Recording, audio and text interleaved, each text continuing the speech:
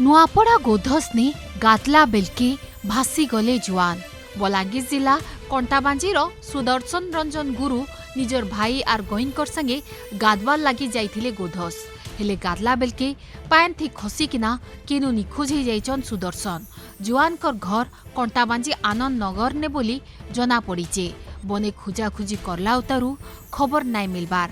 घटना जगह ने धरमबंधा थाना पुलिस और अग्निशम विभाग पहुंचिकिना ऑपरेशन जारी रखीचे।